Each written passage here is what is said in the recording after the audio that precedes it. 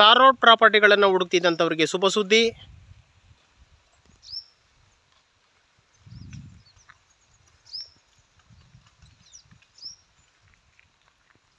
ಸುಮಾರು 450 ಟೀಕ್ ಮರಗಳಿರುವ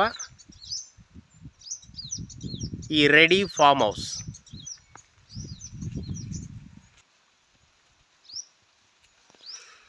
ಜಮೀನಿನ ಎಲ್ಲ ಬದುಗಳಲ್ಲಿ ಮತ್ತು ಬಾರ್ಡರ್ಗಳಲ್ಲಿ ಟೀಕ್ ಮರಗಳನ್ನು ಹಾಕಿದರೆ.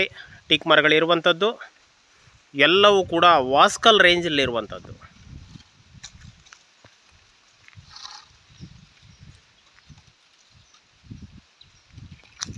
ಒಂದು ಟ್ರಾನ್ಸ್ಫಾರ್ಮರ್ ಕೂಡ ಇದೆ. ರಸ್ತೆಗೆ ಅಭಿಮುಖವಾಗಿ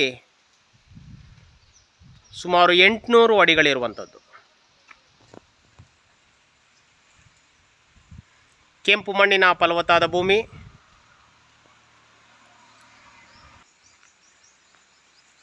ಓನರ್ ಹೌಸ್ ಕೂಡ ಇದೆ. ಓನರ್ ಹೌಸ್ ಮುಂಭಾಗದಲ್ಲಿರುವಂಥ ಟೀಕ್ ಮರಗಳು.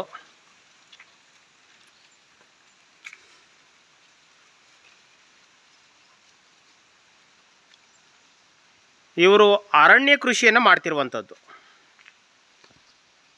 ನೋಡಿ.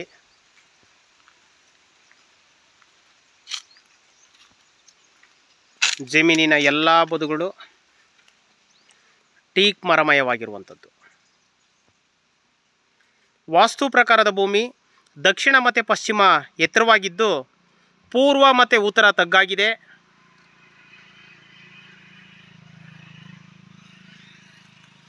ಮರದ ಸಂಪತ್ತು ತುಂಬ ಚೆನ್ನಾಗಿದೆ.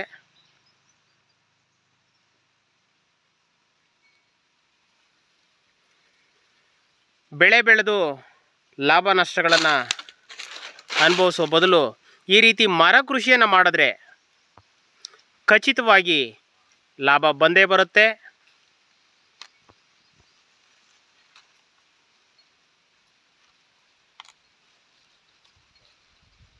ಅರಣ್ಯದಿಂದ ಸುಮಾರು ಅರ್ಧ ಕಿಲೋಮೀಟರ್ ದೂರದಲ್ಲಿರುವಂಥ ಈ ಫಲವತ್ತಾದ ಮಣ್ಣು ಕೆಂಪು ಮಣ್ಣಾಗಿದ್ದು